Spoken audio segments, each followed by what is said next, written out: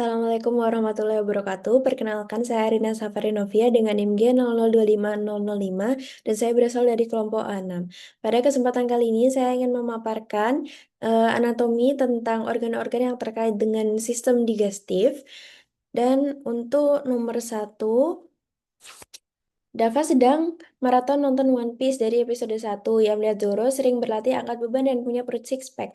Dava juga ingin punya perut six pack seperti Zoro dan memutuskan untuk mulai latihan. Namun ia bingung harus melatih otot apa sehingga ia bertanya pada kamu yang kebetulan sedang mempelajari anatomi abdomen. A. Jelaskan pembagian lapisan dinding abdomen anterolateral dan posterior. B. Jelaskan mengenai sistem otot yang ada di abdomen. C. Jelaskan mengenai organ retroperitoneal dan intraperitoneal. Baik, yang pertama untuk lapisan dinding abdomen, jadi untuk bagian anterolateralnya itu terdiri atas kulit, kemudian ada fascia superficialis yang terdiri dari fascia Camper dan juga fascia scarpa. Fascia Camper sendiri disebut sebagai lapisan adiposum atau lemak, kemudian kalau scarpa itu membranosum. Kemudian terdapat fascia profunda dan kemudian terdapat musculi aponeurosis, terdapat beberapa muskulus di sini seperti muskulus obliquus externus abdominis, kemudian obliquus internus abdominis, musculus transversus abdominis, musculus rectus abdominis, dan musculus pyramidalis abdominis. Kemudian terdapat fascia transversalis, fascia extraperitonealis, dan peritoneum parietal. Untuk bagian posteriornya terdapat kulit dari luar, kemudian terdapat fascia superficialis dorsi, kemudian terdapat 4 lapisan muskulus, yaitu pada lapisan pertama ada musculus latissimus dorsi, lapisan kedua terdapat obliquus externus abdominis, erector spina, longissimus dorsi, dan juga serratus posterior inferior. Kemudian pada lapisan ketiga terdapat musculus multifidus, musculus interspinalis, dan musculus obliquus internus abdominis. Kemudian pada lapisan keempat terdapat musculus quadratus lumborum, musculus iliopsoas, dan juga musculus transversus abdominis. Kemudian sama seperti sebelumnya terdapat fascia extraperitonealis dan juga peritoneum parietal. Untuk bagian sistem ototnya terbagi menjadi dua, yaitu otot flat muscle dan juga ada vertical muscle. Untuk flat muscle itu terdapat tiga otot, yaitu obliquus externus abdominis, obliquus internus abdominis, dan transversus abdominis. Kemudian kalau yang vertikal itu terdapat dua, yaitu rectus abdominis dan juga pyramidalis abdominis. Nah, jika seperti kasus sebelumnya, itu berarti six pack. Six pack itu biasanya di bagian rectus abdominis. Nah, di antara rectus abdominis ini terdapat yang namanya linea alba. Linea alba itu membentang dari processus siphoideus sampai ke symphysis pubis. Nah, kemudian terdapat pembagian-pembagian yang membuatnya tampak six pack itu terdapat di sekitar sebagian di daerah umbilikus, kemudian di daerah proses subsipoideus dan di antaranya. Kemudian terdapat juga seperti lapisan penutup yang disebut dengan vagina musculi recti.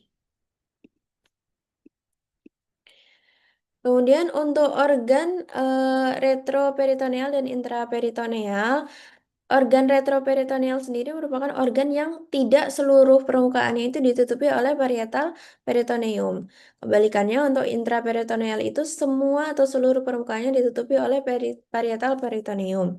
Nah, untuk contoh organ dari retroperitoneal ini biasanya disingkat dengan singkatan Sedgwicker, yaitu ada suprarenal gland, kemudian ada aorta, ada duodenum kecuali superior, ada pankreas kecuali kauda, kemudian ada ureter, ada kolon, ascendant dan descendant, kemudian ada kidney atau ginjal, ada esophagus, dan juga yang terakhir ada rektum.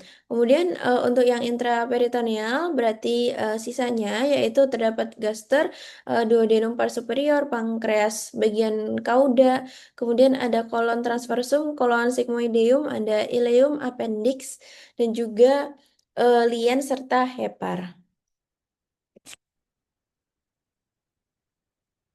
Kemudian untuk nomor selanjutnya, Rama gambar menonton Tan Boy Kun di YouTube. Setelah melihat dia makan mie pedas dan ayam goreng, Rama langsung memasak 2 bungkus mie pedas dan membeli 2 porsi ayam goreng. Keesokan harinya, Rama curhat ke kamu karena merasakan sakit perut hingga kerongkongannya terasa panas.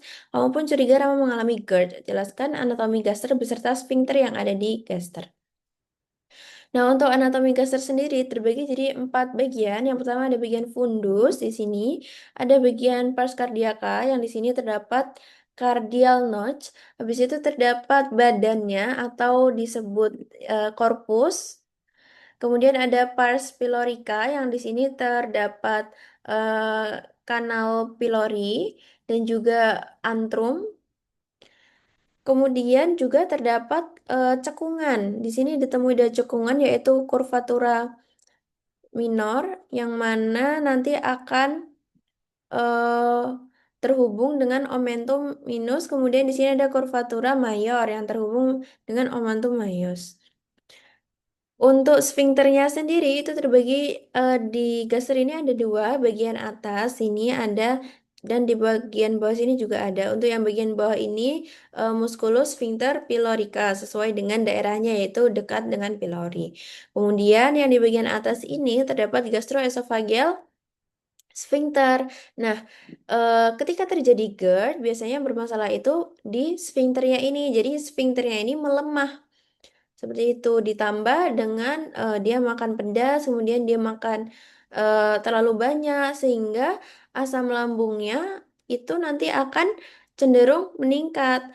Dan juga karena penuh terus asam lambungnya meningkat maka dia bisa naik. Terutama jika sfinkternya di sini itu tidak kuat. Nah, ketika asamnya itu naik maka dia akan melukai bagian esofagus. Nah, ketika dia melukai esofagus maka akan terasa sakit di esofagusnya ini. Biasanya sakitnya itu seperti heartburn, seperti itu. Nah, inilah salah satu gejala dari GERD. Kemudian untuk yang ketiga, Raka seorang siswa kelas 11 merasa perutnya sakit sejak pagi. Awalnya rasa nyeri muncul di sekitar pusar dan hanya terasa seperti kram ringan. Namun beberapa jam kemudian, nyeri tersebut berpindah ke bagian kanan bawah perut dan semakin tajam. Raka juga merasa mual, hilang nafsu makan, dan ketika teman sekelasnya menekan sedikit area tersebut, rasa sakitnya bertambah hebat. Jelaskan letak-letak appendix, letak yang paling umum, cara pengukuran beserta nama garis dan titik pengukurannya. Nah, jadi ini untuk appendix. Appendix itu sering disebut dengan umbai cacing, gitu. Nah, appendix ini memiliki beberapa variasi letak. Yang pertama ada retrosekal. Sesuai namanya, retrosekal itu berarti dia ada di belakang sekum. Dan dia itu cenderung menaik seperti ini. Untuk eh, bagian post ileal itu dia berada di belakang ileum seperti ini dan dia mengarah ke kiri. Untuk preileal dia juga mengarah ke kiri dan di dekat ileum tetapi dia di bagian depan. Kemudian untuk bagian subsekal ini berada di descendants ke caudal. Sedangkan untuk bagian pelvic atau pelvikum itu mengarah ke bawah melewati psoas mayor dan ujungnya itu melebihi tepi atas panggul bawah. Untuk bentuk yang paling umum adalah yang ini, retrosekal. Kemudian untuk pengukuran serta garisnya itu terdapat 2. Yang pertama ada garis Monroe-Victor. Garis Monroe-Victor ini ditarik dari bagian sias ke umbilikus. Sias dekstra ke umbilikus. Nah, titik McBurney ini berada di bagian sepertiga lateralnya. Kemudian untuk yang kedua, teori yang kedua itu ada garis lans dari sias dextra ke sias sinistra, jadi antar sias seperti itu, dan berada di sekitar 1/6 dari garis tersebut, 1/6 lateralnya. Jadi itu adalah cara untuk menentukan di mana letak dari appendix. Dan ketika daerah ini dipalpasi atau ditekan, ketika memang mengalami masalah pada bagian ini, pada bagian appendix seperti appendicitis, maka ketika dipalpasi cenderung akan terasa sakit.